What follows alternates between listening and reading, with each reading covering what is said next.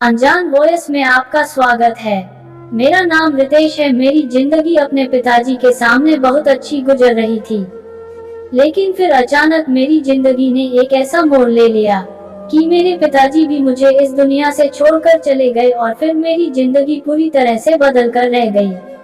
पिछले कुछ दिनों से मैं बहुत उलझा हुआ सा था और इसकी एक वजह ये थी कि मैं जब भी यह बात सोचता तो मेरे दिमाग में पहले बात यही आई थी कि जो कुछ मैं सोच रहा हूँ वैसा ना हो, क्योंकि अगर ऐसा हुआ तो मेरी जिंदगी बर्बाद हो जाएगी और मैं कभी भी ऐसा नहीं होने दे सकता था। अपनी आंखों के सामने इस तरह से अपनी जिंदगी खत्म होते हुए नहीं देख सकता था। मुझे खुद को बचाने के लिए कुछ ना कुछ तो करना ही था। जैसे जैसे वक्त गुजर रहा था वैसे वैसे मुझे लग रहा था कि जैसे मैं मौत के करीब आ चुका हूँ। मैंने सारी रात इसी तरह से जाते हुए गुजार दी थी और सारी रात बैठकर मैं एक यही बात सोचता रहता। इसी ख्याल ने मेरी जिंदगी को मुश्किल में डाल दिया था।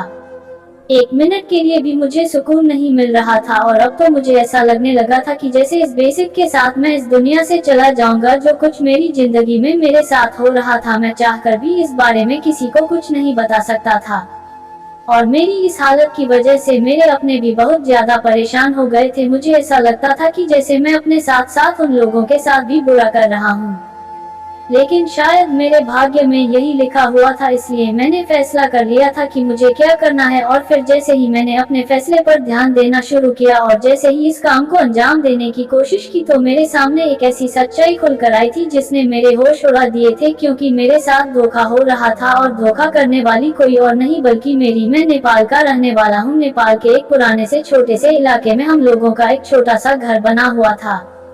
वो घर मेरे पिताजी ने अपने टाइम में बना लिया था। हमारा घर ज्यादा बड़ा नहीं था लेकिन हम लोगों के लिए काफी था। हम लोग घर में सिर्फ 4 मेंबर्स ही थे और मुझसे छोटी मेरी एक बहन थी। हम 2 भाई बहन थे। मेरे पिताजी की साइकिल की वर्कशॉप थी। मेरे पिताजी साइकिल ठीक किया करते थे जिससे अच्छी कमाई हो जाती थी और हमारे घर का गुजारा भी बहुत अच्छा हो रहा था। शुरू में तो मुझे भी पिताजी के साथ काम पर जाने का बहुत शौक था। जिस दिन मेरी छुट्टी होती तो मैं पिताजी के साथ उनकी दुकान पर चला जाता था, लेकिन पिताजी कभी भी नहीं चाहते थे कि मैं ये काम करूं। मेरे पिताजी सारा दिन मेहनत वाला काम करते थे, साइकिलों की मरम्मत किया करते थे। उनके हाथ काले हो गए थे, इसलिए वह कभी भी नहीं चाहते थे कि उनका बेटा भी यही काम करे। वह हमेशा मेरे छोटे छोटे हाथों को अपने हाथों में लेकर यही कहते थे कि मैं कभी नहीं चाहता कि मेरे बेटे के हाथ भी उसके पिता की तरह साइकिलों की मरम्मत से काले हो जाएं, बल्कि वह मेरे खूबसूरत हाथों को ऐसा ही रहने देंगे। मेरे पिताजी का सपना था कि वह मुझे पढ़ा लिखा कर डॉक्टर बनाए। उनका मानना था कि मैं डॉक्टर बनकर लोगों का इलाज करूं या फिर कोई अच्छा काम करूं। इसलिए वह बचपन से ही मुझे ये बात समझाते थे कि मुझे हर चीज को छोड़कर सिर्फ पढ़ाई करनी है। मेरे पिताजी ने मुझे और मेरी बहन हम दोनों को ही अच्छे स्कूल में एडमिशन दिलवाया हुआ था।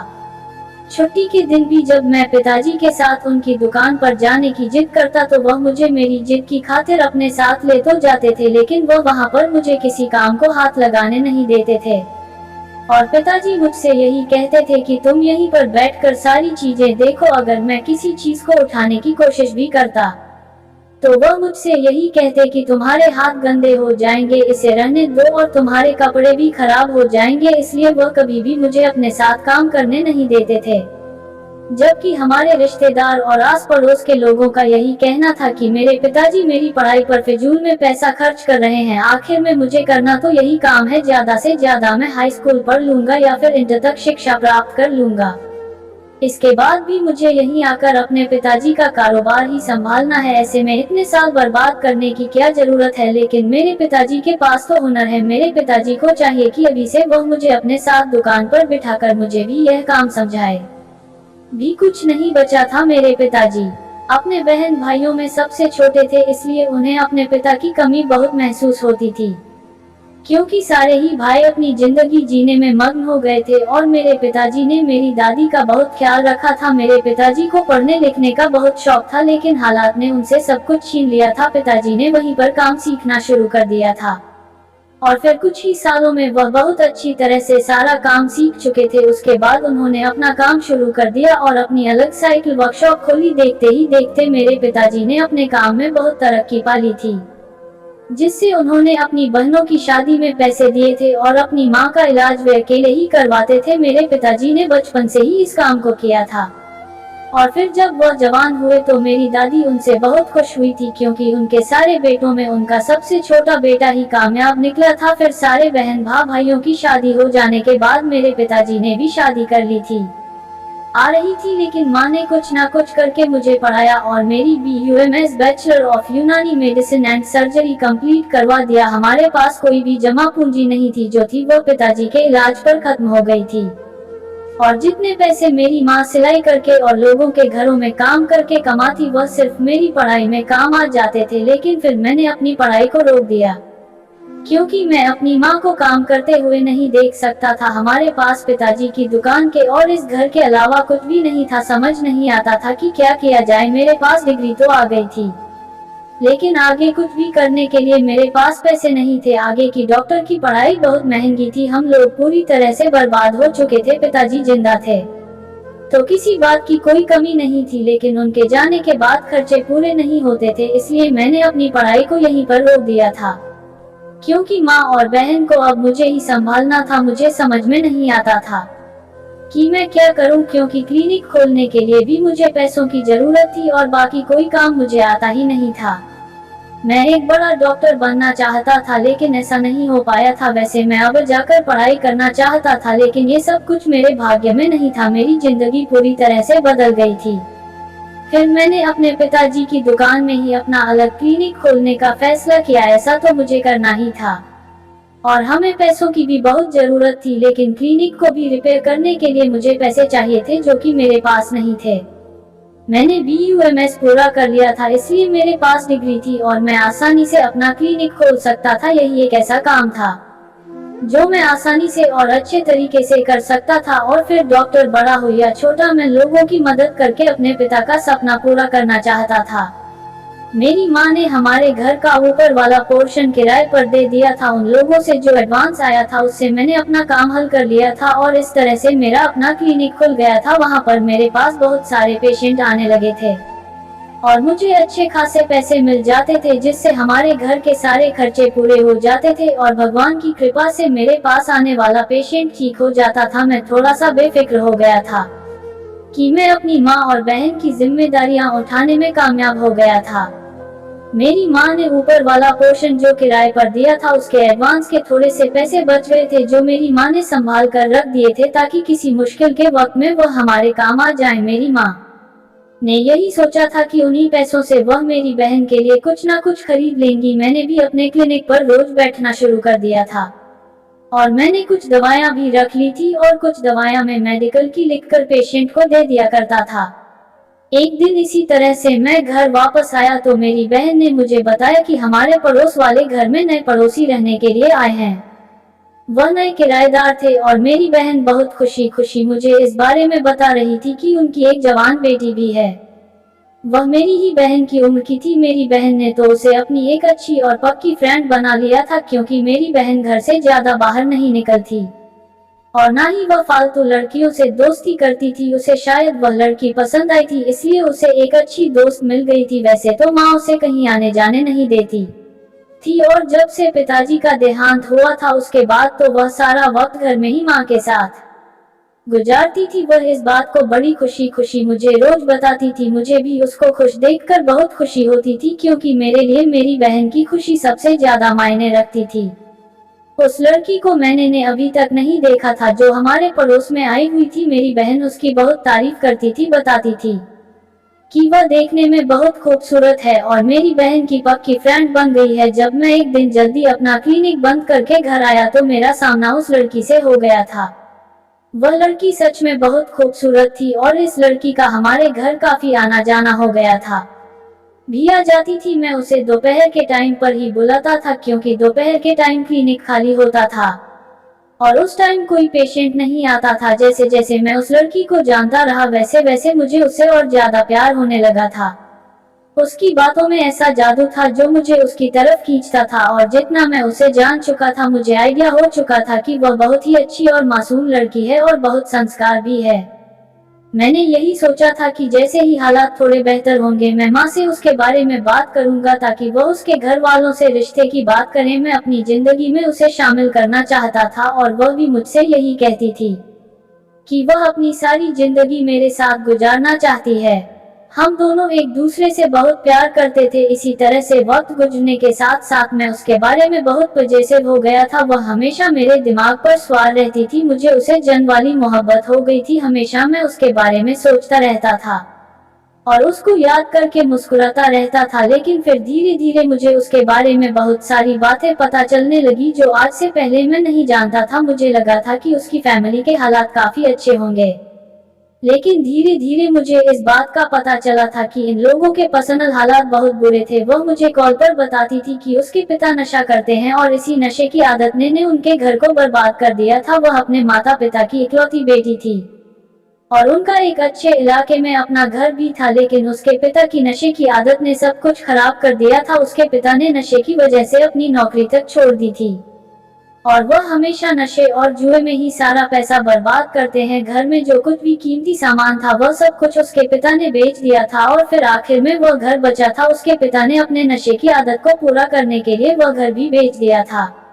और अब मजबूरन उन्हें इस तरह से किराए के घर में जिंदगी गुजारनी पड़ रही थी। प्राची की माँ सुबह सवेरे काम पर निकल जाती थी और रात को ही घर वापस आती थी। ना मैंने कभी उससे इस बारे में पूछा था कि उसकी माँ कौन सा काम करती है और ना ही उसने कभी मुझे इस बात के बारे में बताया था।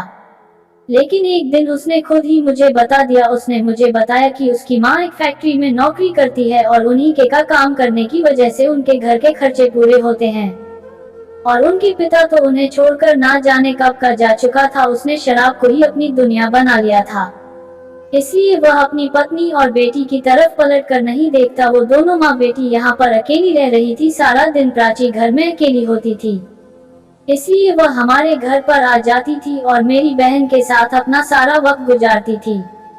प्राची की कहानी सुनकर मुझे बहुत अफसोस हुआ था, इसलिए अब मुझे उससे और भी ज्यादा प्यार और भी ज्यादा हमदर्दी होने लगी थी। मैं उसे बहुत प्यार करता था और उसकी बहुत फिक्र करता था और उसका हर तरह से ख्याल रखने की कोशिश करता था। मैंने फैसला कर लिया था कि मैं प्राची को कभी किसी चीज की कमी नहीं होने दूंगा। एक दिन इसी तरह वह मेरे पास आए और वह बहुत परेशान नजर आ रही थी। जब मैंने उससे उसकी परेशानी की वजह पूछी तो उसने मुझे बताया कि मैं बहुत परेशान हूँ। मेरी माँ की तबीयत बहुत खराब है, लेकिन मेरी माँ के पास दवा के लिए पैसे नहीं है। मेरी माँ को अभी तक फैक्ट्री से सैलरी नहीं मिली है और हमारे घर में राशन भी खत्म हो गया। खाने पीने के लिए कुछ भी नहीं बचा है। ये बात सुनते ही मेरा दिल टूट गया था। मैंने उसे कहा कि तुम अपनी माँ को यहाँ लेकर आओ, मैं उनका इलाज करूँगा और मैं सारा खर्च खुद करूँगा। मेरी बात सुनकर वह कुछ घबरा गई थी। उसने कहा कि मेरी माँ का इलाज बड़े डॉक्टर से चल रहा है, उनकी दवाइयाँ वहीं से ही आनी है। मुझे डॉक्टर से ज्यादा पैसों की जरूरत है। मैंने उसे अपने क्लिनिक के ड्रॉर में जितने भी पैसे पड़े हुए थे वह सब के सब दे दिए थे ताकि वह अपने घर के खर्चे पूरे कर सके। इसी तरह मैं हर हफ्ते थोड़े थोड़े पैसे जमा करता था और महीने के आखिर में उसे पैसे दे दिया करता था ताकि उन पैसों से उसकी और उसकी माँ की थोड़ी सी मदद हो सके। इसके अलावा भी वह मुझे अपनी छोटी छोटी डिमांड बताया करती थी और मेरी कोशिश यही होती थी कि मैं जहाँ तक हो सके उसकी छोटी से छोटी और बड़ी से बड़ी डिमांड पूरा कर सकूं। सच तो ये था कि मैं उसे वह सारी खुशियाँ देना चाहता था जो उसे बचपन से ही नहीं मिली थी। मैं पैसे जमा करता और उसके लिए गिफ्ट खरीद लेता था जिन्हें देखकर वह बहुत ज्यादा खुश होती थी और मेरे लिए उसकी खुशी सबसे ज्यादा बढ़कर थी, क्योंकि उसे खुश देखने के लिए मैं कुछ भी कर सकता था। हम लोगों को एक दूसरे को जानते हुए लगभग 6 महीने गुजर गए थे, लेकिन एक बात मुझे बहुत अजीब लगी थी। वह यही थी कि मैं जब भी प्राची से यह कहता कि मैं अपने और उसके बारे में अपनी माँ को बताना चाहता हूँ कि माँ को अपनी बेटी की शादी करते हुए कोई परेशानी ना हो सके, तभी मैं प्राची से शादी करने के बारे में सोचूंगा। मैं इसलिए भी ज्यादा मेहनत करता था ताकि ज्यादा से ज्यादा पैसे कमा सकूं और प्राची की छोटी छोटी डिमांड को पूरा कर सकूं और उसे दुनिया की वो सारी खुशियां दे सकूं जो बचपन से उसे नहीं मिली थी। इसी कोशिश में मैं दिन रात एक कर देता था, यहाँ तक कि मैंने अपने आप को भी पूरी तरह से देखना छोड़ दिया था। मेरी माँ भी मुझे टाइम यही समझाती थी कि इतना काम मत करो, अपने ऊपर भी ध्यान दिया करो, लेकिन मुझे तो पैसा कमाने का ऐसा जुनून सवार हो गया था कि जो उतरने का नाम ही नहीं ले रहा था। मेरा ज्यादातर टाइम क्लिनिक पर ही गुजरता था। अब तो मैंने सारी रात और सारा दिन ही क्लिनिक खोलने का फैसला कर लिया था और अच्छी अच्छी दवाइयाँ रखी हुई थी। ताकि ज्यादा से ज्यादा पेशेंट मेरे पास आए, और मैं इतनी सारी मेहनत सिर्फ और सिर्फ अपनी मोहब्बत को हासिल करने के लिए करता और उसे खुश देखने के लिए करता था। एक दिन मैं इसी तरह अपने क्लिनिक पर मौजूद था, मैं फ्री बैठा हुआ था, लेकिन अचानक मुझे मेरे दोस्त की कॉल आ गई। उसने मुझे मार्केट में बुलाया था। मैं उसके साथ मार्केट में कुछ सामान लेने के लिए चला गया। मैं मार्केट पहुंचा तो मैंने देखा कि मेरे करीब से एक लड़की गुजर गई है। इस लड़की ने अपने चेहरे को छुपाया हुआ था, लेकिन जैसे ही वह मेरे करीब से गुजरी थी, उसकी खुशबू से मैं पहचान गया था कि वह प्राची की खुशबू थी। मैं फौरन ही उसके पीछे गया तो वह एक लड़के के साथ बातें कर रही थी। उसका चेहरा मुझे दिखाई नहीं दिया था, लेकिन उसके चलने का स्टाइल और उसकी खुशबू से मुझे यही लग रहा था कि वह प्राची ही है। लेकिन वह लड़का कौन था? जिस तरह से वह प्राची के साथ चल रहा था और उसने उसका हाथ पकड़ा हुआ था, मुझे कुछ अजीब सा महसूस होने लगा था। लेकिन ये भी तो हो सकता था कि वह लड़की कोई और हो, यह मेरा वहम भी हो सकता है, क्योंकि प्राची तो ऐसा नहीं कर सकती थी। वह तो बहुत ही संस्कारी और अच्छी लड़की थी, और मेरे अलावा किसी और को चाहने के बारे में वह सोच भी नहीं सकती थी। वह मुझसे प्यार करती थी तो वह बाजार में किसी दूसरे का हाथ थाम कर कैसे जा सकती थी? मैं अपने दोस्त का काम होते ही अपने क्लिनिक पर वापस आ गया था, लेकिन वही सब कुछ मेरी आंखों के सामने घूम रहा था। मुझे एक पल के लिए भी सुकून नहीं मिल रहा था। मैं हर टाइम यही सोच रहा था कि वो लड़की कौन थी। मैं चाहकर भी यह बात किसी से पूछ भी नहीं सकता था, और ना ही इस बारे में मैं प्राची से कोई बात कर सकता था।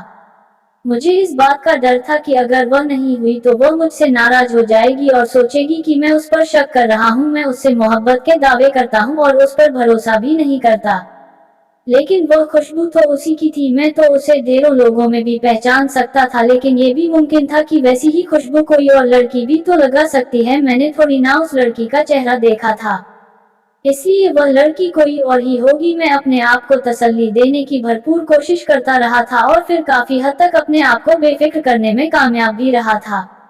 मैंने सिर्फ उसे अपना एक वहम समझकर इग्नोर कर दिया था और इस बात को अपने दिमाग से निकालकर अपने काम में बिजी हो गया था। जब एक दिन मैं अपने क्लिनिक पर मौजूद था, तब एक लड़की जिसने अपना चेहरा ढका हुआ था सुनकर मेरी माँ भी किचन से बाहर आ गई थी, और यह सब कुछ देखकर हैरान और परेशान हो गई थी, क्योंकि आज से पहले मैंने कभी भी अपनी बहन से इस तरह से बात नहीं की थी, और पिताजी के जाने के बाद तो बिल्कुल भी नहीं की थी। वो मुझसे छोटी थी, इसलिए मैं उसे बहुत प्यार से रखता था, लेकिन जो कुछ उसने किया था उसके बाद मेरा दिमाग घूम कर रह गया था। मुझे कुछ भी समझ में नहीं आ रहा था कि मैं क्या कह रहा हूँ और क्या नहीं। इससे पहले कि मैं अपनी बहन पर हाथ उठाता या फिर ऐसा वैसा करता, मेरी बहन ने रोते हुए मुझे पूरी बात बतानी शुरू कर दी थी।